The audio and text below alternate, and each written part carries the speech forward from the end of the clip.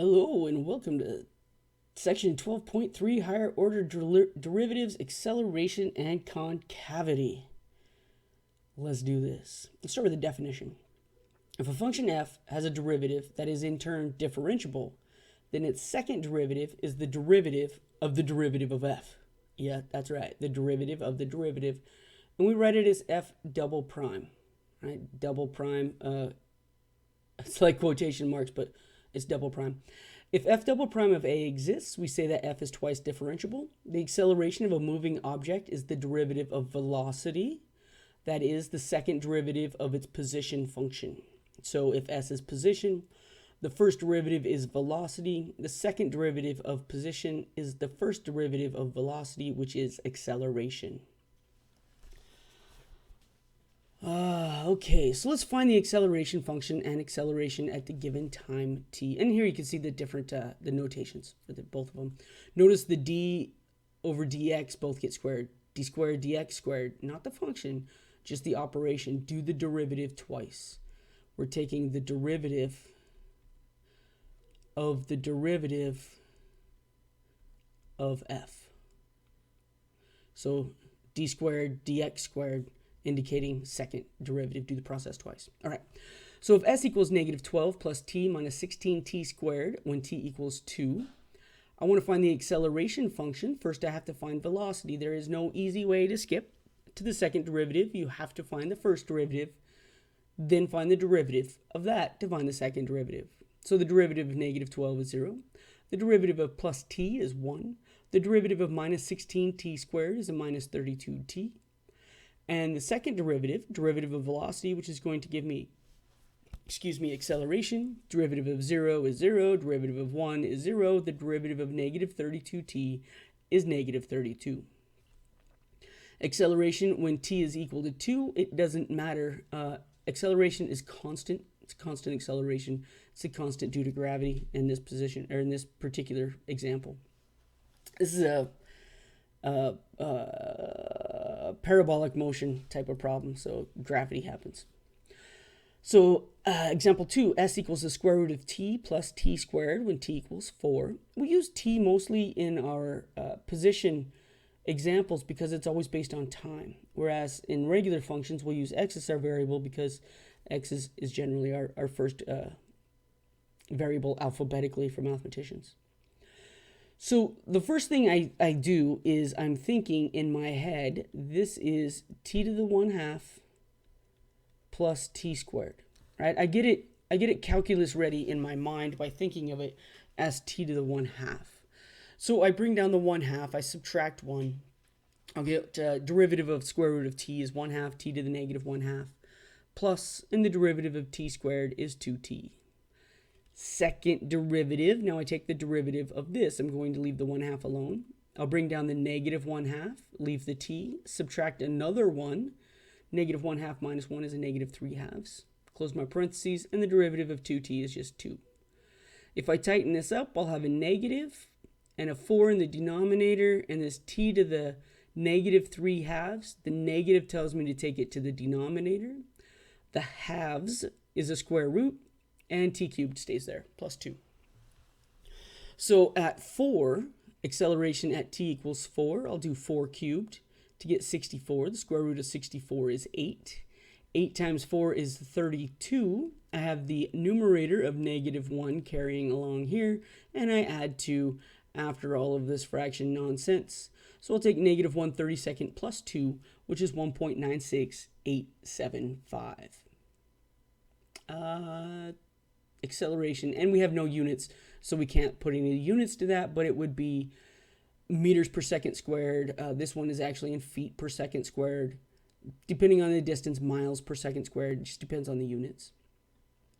Okay, let's go to another definition. A curve is concave up if its slope is increasing, in which case the second derivative is positive. So think about a concave up.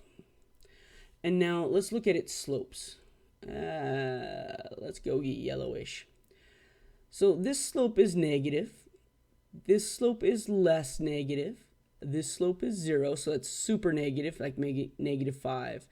And then we get like maybe a negative 2/3, and then we get a 0, and then we over here maybe we get a positive 1 slope, and then here maybe we're at a positive 5.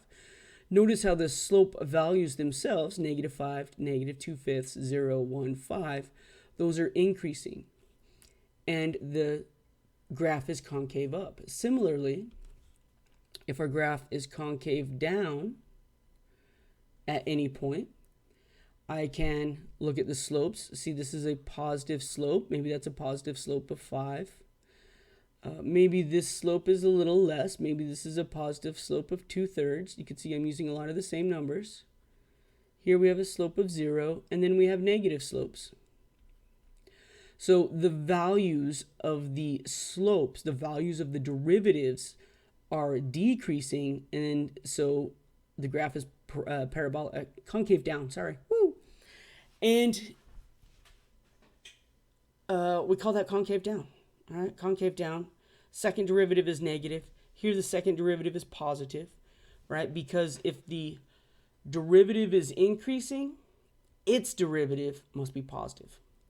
If a derivative is decreasing, its derivative must be negative. When we have a point at which the graph changes from concave up to concave down, this point at which we change, make it bigger if you ever miss it, this is called the point of inflection. Only if you change concavity on either side. It turns out at a point of inflection, the second derivative is either 0 or it's undefined. All right, so it's like critical numbers for the second derivative. To locate possible points of inflection, list points where the second derivative is 0 and also points where the second derivative is not defined.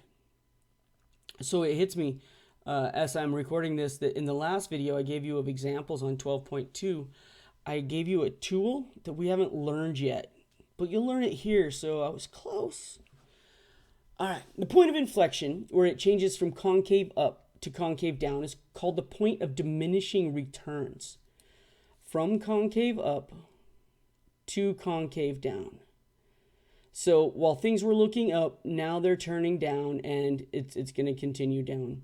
This means that even though sales or profit continue to rise, the rate at which they rise is decreasing. Right? It's the rate at which they rise.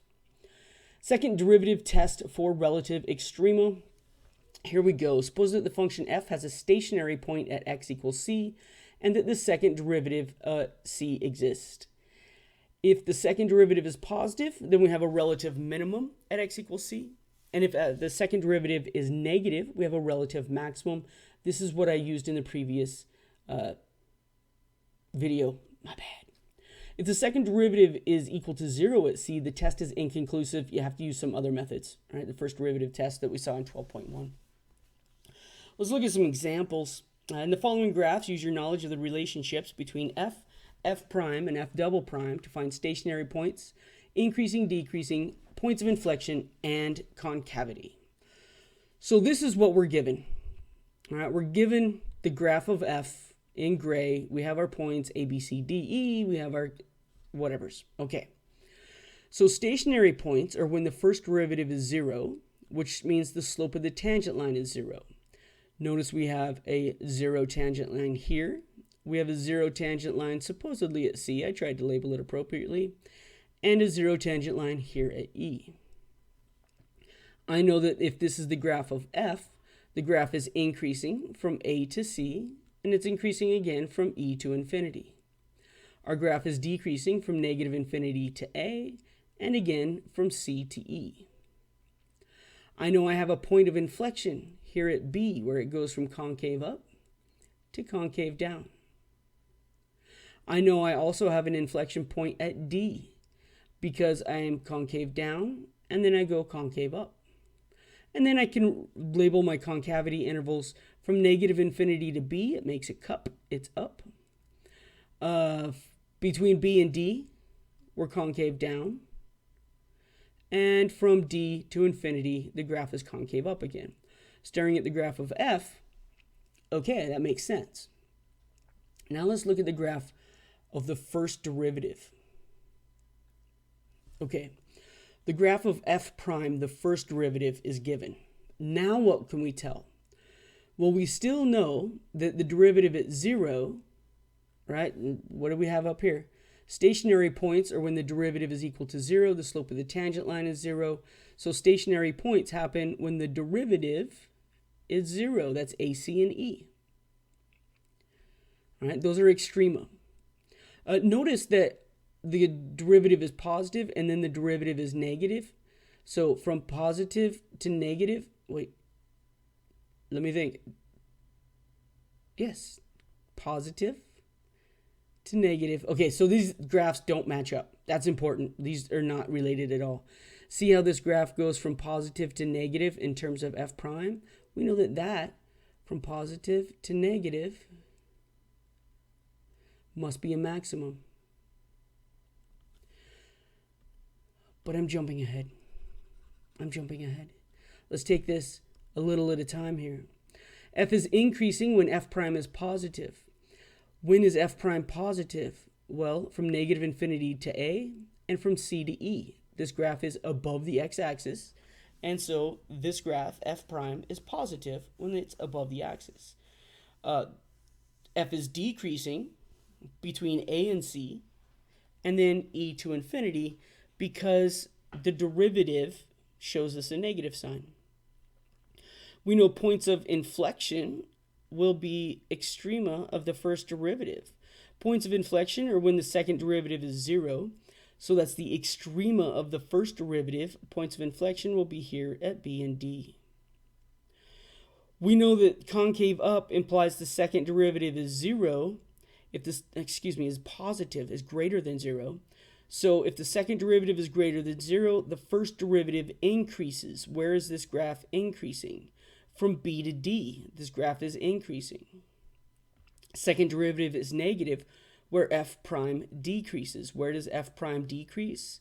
From negative infinity to b, and again from d to infinity.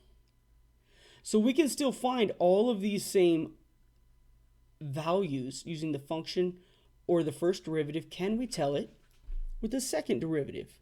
If we have the graph of the second derivative, here it is, all right, second derivative, we are unable to find any extrema for f. All right, we only know the high and low points of f prime. That does not turn into anything for f in terms of extrema. We are unable to find increasing, decreasing for f given only f prime. I know that the first derivative might be increasing or decreasing, but I don't know anything about the function. I do know that points of inflection of f are when the second derivative is 0, so points of inflection will be a and b. And the concavity of f depends on positive, negative of f double prime. Notice here, from negative infinity to a and from a to b, the second derivative is negative. It's below the axis, negative. So if from negative infinity to a, but not at a, and then a to b, the graph is negative, I'm going to write that as two separate intervals. And the second derivative is positive from b to infinity. If the second derivative is positive, I know the original graph is concave up. I do actually know a little bit more. If I have an inflection point here, it's not really an inflection point now, is it? Nope, I'm going to leave it there. That's what we know, and I'm going to stop on that. Okay, so let's do a couple of examples on this page, and then we're going to do them all. Find the critical points and determine the max man using the second derivative test. Given the function f of x equals 2x squared minus 2x plus 3, we find the first derivative and then the second. We know our critical points are when the first derivative is equal to 0. 0 equals 4x minus 2. We add 2, then divide by 4 to get x equals 1/2. But notice that second derivative is always 4. It doesn't matter what x is. The second derivative is always 4. The second derivative is always positive. So we're always concave up, and x equals 1/2 is a minimum. Notice this is a parabola opening up. Of course, we're going to have a minimum.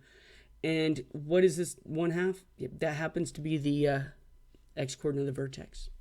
Parabolas are fairly straightforward. Parabolas are awesome because we can check our work with our basic knowledge. Cubic now. G of x equals 2x cubed minus 6x plus 3. Find the first and second derivatives. We know that Max and mins, right? Critical points and happen when the derivative is 0 or does not exist, but we're dealing with polynomials right now. First derivative equal to 0 says 0 equals 6x squared minus 6. We could add 6 to both sides. Divide by 6. If we get x squared equals 1, then we'll have x equals plus or minus the square root of 1, which we know is 1. So I substitute. I'm going to put negative 1 in the second derivative. I get a negative out. If the second derivative is negative, the graph is concave down, which tells me I have a maximum. If I substitute x equals positive 1, 12 times 1 is 12. If the second derivative is positive, the graph is concave up. If it's concave up, it has a minimum. Second derivative test, the one I used at the end of 12.2. F of x equals 3x to the fourth minus 2x cubed. We'll find both derivatives. Critical points happen when the first derivative is 0. So I set 0 equal to, and then I factored out a 6x squared. 6x squared times 2x minus 1, because if 6x squared is 0, x must be 0. And if 2x minus 1 is 0, then x must be 1/2. My critical numbers are 0 and 1/2. If I put 0 in the second derivative, I get a 0. And if the second derivative test, if the second derivative at a critical number is 0, no information is there. We have to use the first derivative test. That's a bummer. But I go ahead and do the other one. X equals 1/2. When I put 1/2 in for x in the second derivative, I'll get 1/2 squared, which is a quarter of 36, which is 9. I'll have 1/2 times 12, which is 6.